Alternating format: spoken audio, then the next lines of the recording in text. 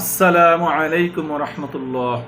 আবদুল্লাহ ইবনে মাসুদ রাদিয়াল্লাহু তাআলা আনহু হতে বর্ণিত, তিনি বলেন, একদিন আমি রাসূল সাল্লাল্লাহু আলাইহি সাল্লামকে জিজ্ঞেস করলাম, ইয়া রাসূলুল্লাহ, আল্লাহর কাছে অধিক প্রিয় আমল কোনটি?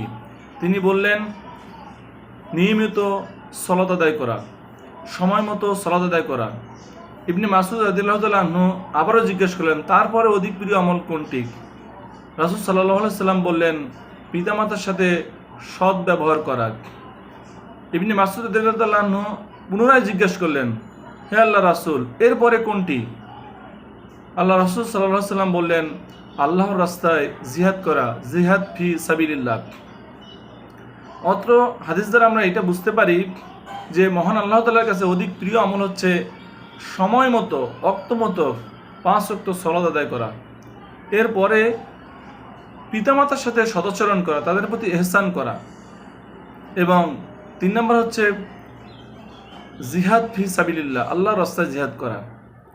তার মানে আল্লাহর রাস্তায় জিহাদ করা এই আমলের থেকেও কিন্তু অধিক প্রিয় আমল হচ্ছে 5 ওয়াক্ত সালাত নিয়মিত আদায় করা, সময় মতো আদায় করা, পিতামাতার সাথে সৎ আচরণ করা, সৎ ব্যবহার করা। এটা জিহাদ ফি সাবিলিল্লাহর থেকেও প্রিয় আমল আল্লাহ তাআলার কাছে। আমরা এই কাজগুলো কিন্তু করতে পারি না। মহান আল্লাহ তাআলা আমাদের সকলকে নিয়মিত ওয়াক্তমতো সময় মতো 5 ওয়াক্ত সালাত আদায় করার তৌফিক দান করুন এবং পিতামাতার সাথে সদাচরণ করার তৌফিক দান করুন। আমিন। আসসালামু আলাইকুম ওয়া রাহমাতুল্লাহ।